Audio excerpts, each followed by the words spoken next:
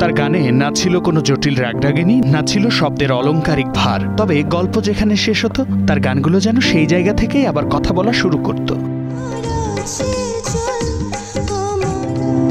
তিনি কেবল জীবনের সবচেয়ে সরল, সবচেয়ে খাঁটি কথাগুলো সুরে বসিয়ে দিয়েছেন। তিনি হুমায়ূন আহমেদ।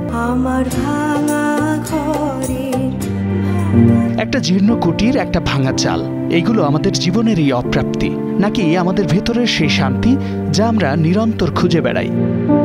তার গানে প্রকৃতি কেবল পটভূমি নয়, সে যেন মানুষেরই ভেতরের এক চরিত্র।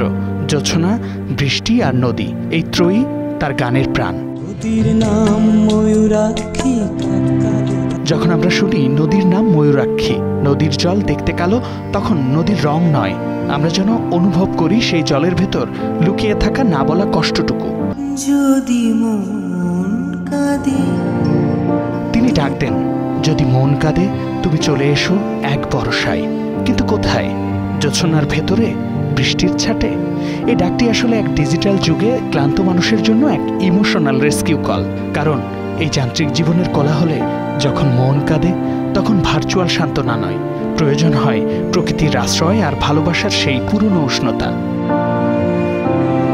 হুমায়ূন আহমেদের গানের একটা আলাদা জগৎ আছে, সেটা হলো আধ্যাত্মিকতা।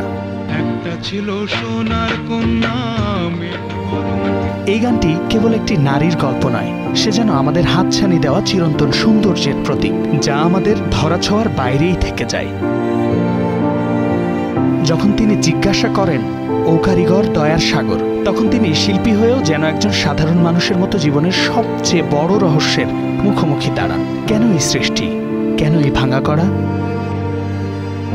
তার গানের এটাই বিশেষত্ব। এই গানগুলো কেবল প্রেমের গান নয়, বিরহের গানও নয়, এগুলি জীবনের সহজতম পথে হেঁটে যাওয়া এক দার্শনিকের ডায়েরি। তাই 13ই নভেম্বর যখন তার জন্মদিন আসে, তখন আমরা কেবল তাকে মনে করি না, আমরা তার গানের এই সহজ সুরের মাধ্যমে জীবনের অব্যক্ত কথাগুলো আবার কানে শুনি। তার গান আজও আলাদা, কারণ এর গভীরতা সরলতায় মোড়ানো। তুমি চলে এসো। শামীম বিশ্বাস, স্টার নিউজ।